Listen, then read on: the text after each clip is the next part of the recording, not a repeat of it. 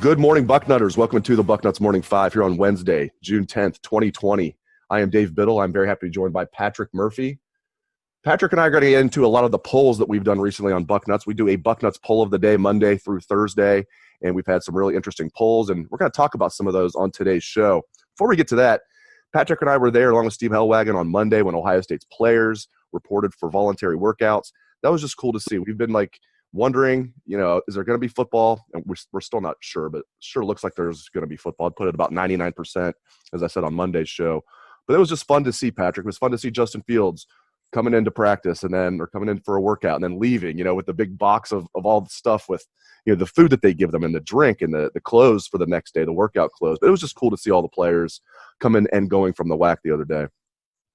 It was, and it was just great to be back there. I mean, we were there in early March for the start of spring practice, expecting to be there several other times for interviews and to watch some practice. And then this all shuts down. And, for 3 months, we're not doing our job as normal. And I know a lot of people around the country had similar levels of experience not going to work or working from home.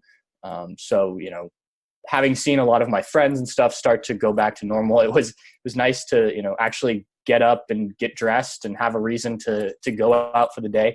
But then it was also great to see those guys, the players. It was weird though, just guys walking in with masks, the social distancing that we were doing out in the parking lot, and guys, at one point a couple guys arrived at the same time. One of the coaches had to remind them, hey, we can't shake hands. We gotta stay apart. That type of stuff.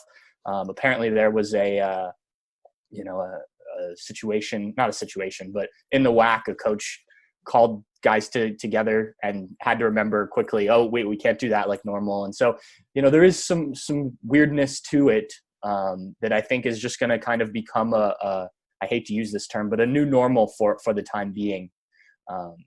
So it wasn't 100% normal, but it was great that it was the start of something. And, I wrote about it for us. I talked about it on the radio. That, this is this first step in getting back to, like you said, the start of the college football season in the fall. I'm glad that it started, because the longer we waited, the more we heard, yeah, we're going to, we're hearing this. Well, now we've seen it. We've seen guys back in the facilities. So it's a great first step. Guys were ecstatic to be back. You could just see it as they walked up, even with masks on, where it's hard to see people smiling. You could tell there was a level of excitement, and guys were just happy to be back, happy to see each other. And that was cool to see.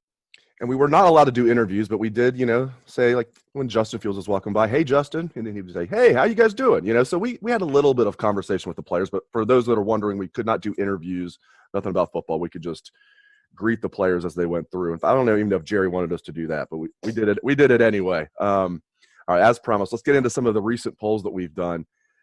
I want to get into the one that I posted yesterday.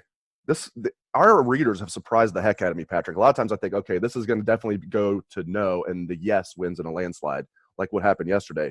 The question was, should the college football playoff expand from 4 teams to 8 teams? And in an 8-team playoff, we would think probably the setup would be 5 automatic bids with the 5, champions of the Power 5 conferences, and then 3 at-large bids. And then the quarterfinal games, instead of being played at a neutral site, would be played if Ohio State's the higher seed, they would be hosting it in Ohio Stadium. So that would be cool. So I'm not shocked by this, but I was surprised. I thought most people would say no. Let's not expand. That's where I come down. I don't think there should be expansion. My rationale is if you're not in the top 4 after 13 games, you don't deserve to be playing for the national championship.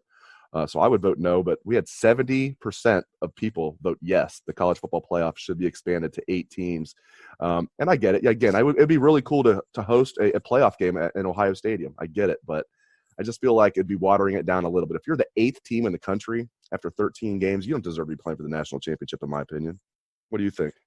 I think there's a lot of different ways to look at this, and that's kind of where various opinions come from. I think if you ask fans, more football is great. And, it's more big time games, 1 versus 8, 2 versus 7. Those are games you want to see. And like you said, especially in a home venue, does Alabama or Florida have to come play Ohio State in Ohio Stadium? Those are things people want to see. We know that.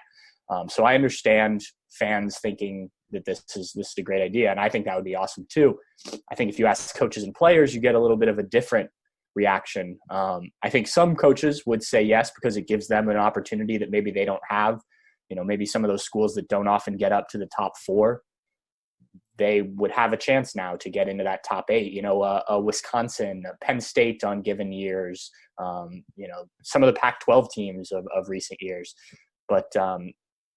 I think other coaches would say it's too many games, adding another set of games. We already can get up to 15 games. Now you add another one, do you do away with conference championships if you do this? And there's been a lot of talk about that, and I think for us, it would be fun, just to have another big time game to cover, but there are some logistic things. There's also, and I know people don't like to talk about this a ton, but there's the student athlete aspect of it, that's taking these guys away from, school at an important time of the year for another week. So I don't know. I think it's a really complicated thing depending on how you look at it.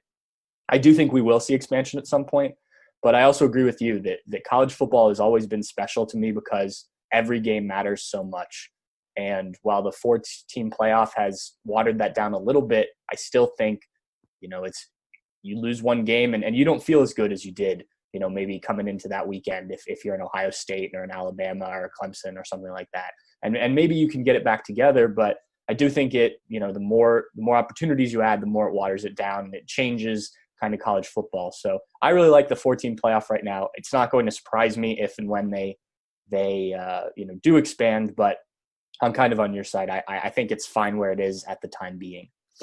Today's poll, to give everybody a heads up, it's not posted yet. Today's poll will be, what is your favorite bowl game to attend? Big bowl games. We're talking the Rose Bowl, the Sugar Bowl, the Fiesta Bowl, the Cotton Bowl, the Orange Bowl. Patrick, you go first on this one. What is your favorite bowl game?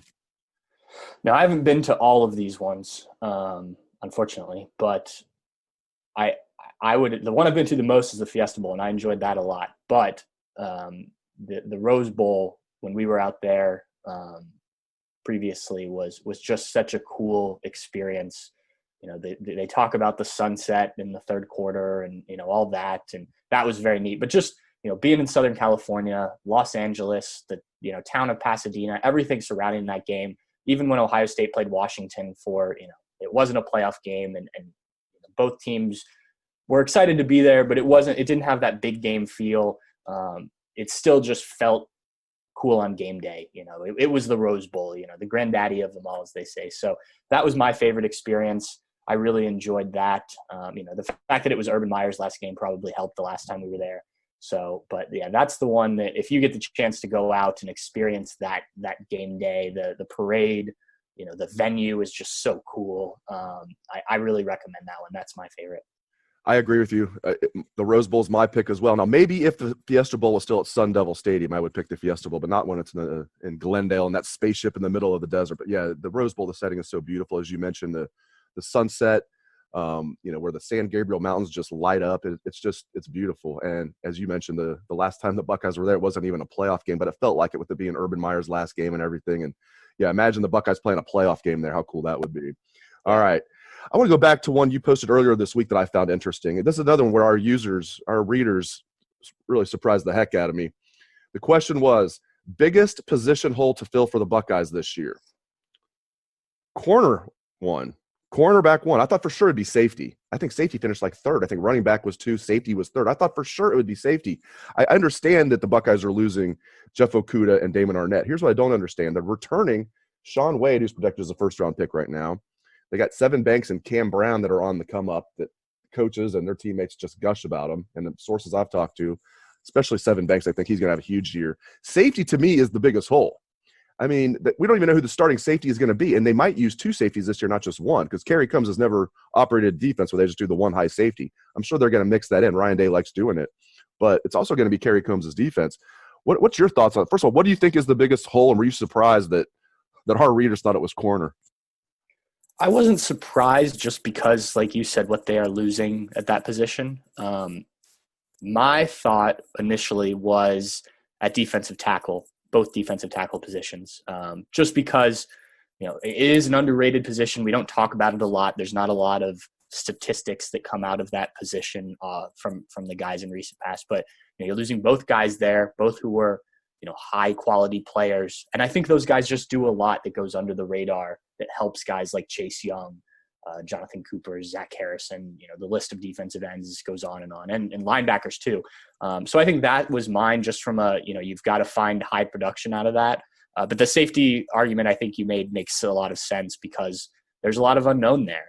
Josh Proctor is the guy everyone's talked about, but he was hurt to start spring, so we didn't even see him. We saw Marcus Hooker. So the little bits we've seen of Josh Proctor have been good. I mean, everyone thinks of that hit at the end of the Big Ten championship game that you could hear from Pasadena probably, but I just don't. We haven't seen enough of the young safeties to say for sure. I think we got a chance to see Cam Brown, Sevyn Banks last year, and we saw some growing pains, but I think you saw what type of player they were going to be, and that doesn't even mention Tyreek Johnson, who's a former 5-star guy who needs to start playing like it. So, for me, it was the defensive tackles. I think they definitely have options. It's just getting those guys in there. But what didn't surprise me was that it was spread out a decent amount, because I think there are a lot of places you can make arguments. I'm just not worried about D tackle with Tommy Togiai and Teron Vincent. I mean, they are losing 3 guys with Devon Hamilton, Jayshon Cornell, and BB Landers, and that I see what you're saying there. But I just feel like Antoine Jackson's on the come up. This is going to be Teron Vincent's year. I really like Tommy Togiai, so I think they're going to be just fine at D tackle. Next one I want to get to is a poll we did about Gene Smith. It was, do you approve or disapprove of the job Gene Smith has done as Ohio State's athletic director? And I don't know if we did this 5 years ago if it had the same answer, but runaway 81% say approve of the job Gene Smith is doing. I absolutely agree. I've been critical of him in the past, but I think as he's the last however many years, I think he has just been, he was the adult in the room when the very infamous Michael Drake, Urban Meyer, Gene Smith, the 3 guys who spoke at that press conference. Gene Smith was the adult in the room. He was the one that kind of took the bull by the horns there, and I've just been impressed with his hires. Obviously, it was a bold move hiring Ryan Day. It looks like an obvious move now, but when you promote from within and you replace a legend with Ryan Day, you better be right, and he was right. I think Chris Holtmann was a very good hire. Some basketball fans might think that wasn't a great hire. I still think that was a great hire. And you got to remember, this isn't Duke, this is Ohio State. And I think Chris Holtmann's a great fit here. And just everything else that Gene's done, I think he's just doing a very good job all the way around. So I was glad to see that. I was glad to see that his approval rating was 81% among Bucknutters, Patrick. For sure. That was good to see, especially given how he's handled these last few months. Been kind of a leader among college football, been on committees and involved with what's going on in the Big Ten and helping make decisions and whatnot. And, being very communicative to us about, where things stand, what the next step is.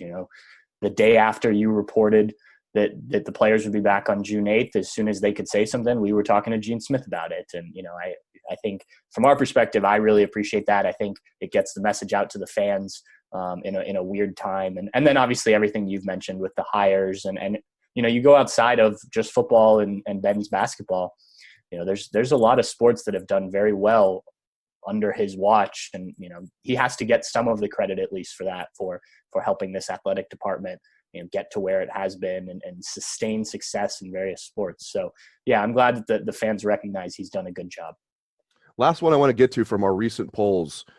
Which national championship was your favorite, 2002 or 2014? Now, my favorite was 2002 because it had been 34 years. It had been before I was born, since I even won one in 1968. And so it was the first of my lifetime, and it was awesome. It was my first year on the beat.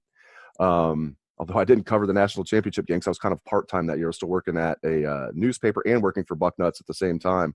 And Bucknuts was my part-time job. The newspaper was my full-time. But it's really hard to pick against. I covered the 2014 game in person. Our media shuttle broke down on the way to the game on the side of the highway. We had to have an emergency media shuttle pick us up there on the side of the highway on the way to Jerry World there. And it was so much fun. But really, that 2014 season, I think the Alabama game was bigger than the Oregon game. But just the national championship itself, it's like trying to pick between your children. It's almost impossible. But I give 2002 the edge. But our readers, again, disagree with me, Patrick. They gave it to 2014. I believe it was 60-40, 2014, right around there. We're going to end on this one. What was your favorite? I debated about this a lot, and I picked 2014 because of the way the season played out. Just the whole experience of it, losing early on, obviously the disappointment for Ohio State fans of, well, first losing Braxton Miller, then, the uncertainty coming into the season, the losing to Virginia Tech, slowly building back up from that. I thought that season was just kind of crazy. Then you lose JT, obviously, in the Michigan game. The expectations drop again. That Michigan State game and the way they played up there, just a number of these games that come back to mind. And not that 2002 didn't have that. It certainly did with the close calls and whatnot. But for some reason, the 2014 season, just stands out as this team that the odds. And I think you could make the similar argument for 2002. It just happened in a different way. But for whatever reason, 2014 was the one that stood out to me. Maybe it, just I was older and appreciated it more, but I appreciated the 2002 season quite a bit too. So that's just the one that stood out. Great stuff from Patrick Murphy. Really appreciate it, Patrick. And thank you to all the listeners out there for tuning into the show. I appreciate that as well. Hope everyone has a great day. Let's hear that Buckeye swag, best damn band in the land.